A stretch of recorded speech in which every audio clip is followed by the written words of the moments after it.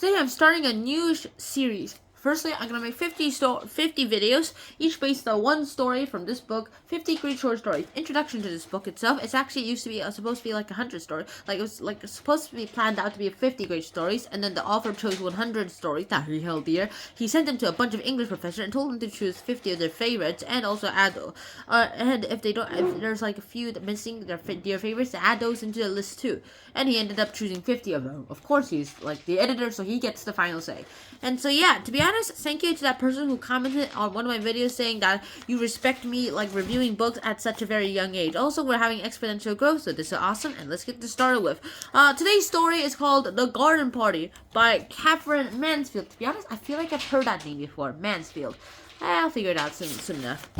And so this story is really interesting too, and it's also kind of synonymous with how stories are written. Let me get to start off with a good straight note. So it's like a perfect day. The sky's clear. There's like no cloud in the sky. It's just the sun. Blue sky, blue sky, blue sky. And of course, a real good garden. And then the garden itself is actually pretty beautiful. And then the main character, Laura, her mother's all like, "It's such a perfect day to have a garden party. Let's plan it out." And she goes ahead and starts planning out the garden party. In fact, like 4 pages is dedicated to the mother, like planning out the garden party. And then later we find out that about somewhere next door, they're not exactly neighbors. They're not exactly living next door to each other.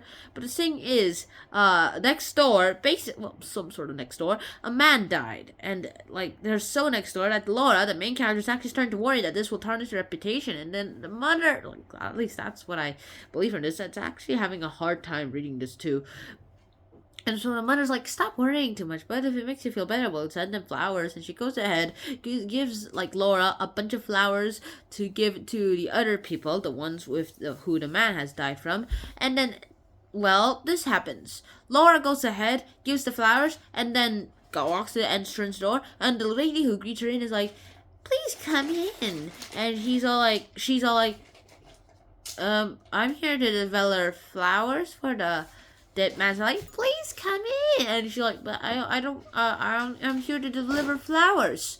And then the lady responds with, "Please come in." And she goes ahead and does that a few times. Well, the lady only basically says this, "Please come in." And like, as the book describes, as the story describes her, in a really oily voice. Yikes. And so that all keeps happening.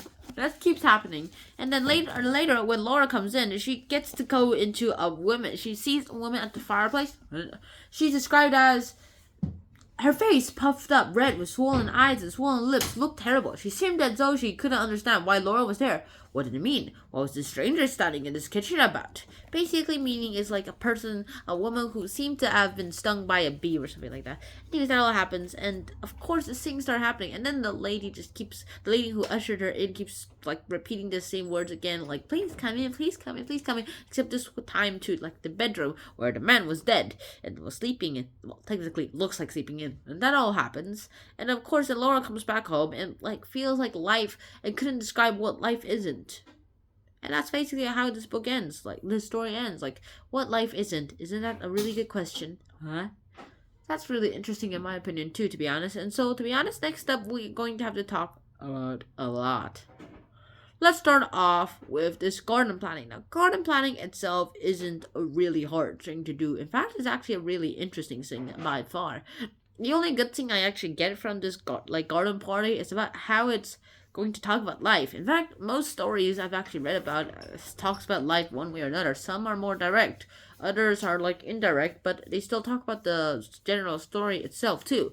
Every story is just about life and how you live your life. It's just how, like, the simulations of life. That's basically what every story is, a simulation of life that we can read and experience, and if you have enough empathy, sympathize with.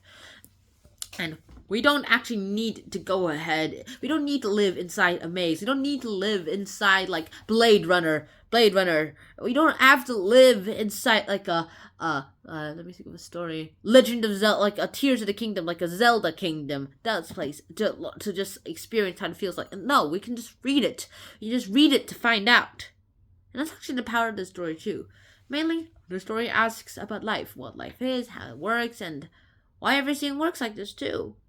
But if there's one thing I truly did learn from this book, it's that whatever Mansfield wanted to write about, she definitely did hit one of her key points that she did want to write about.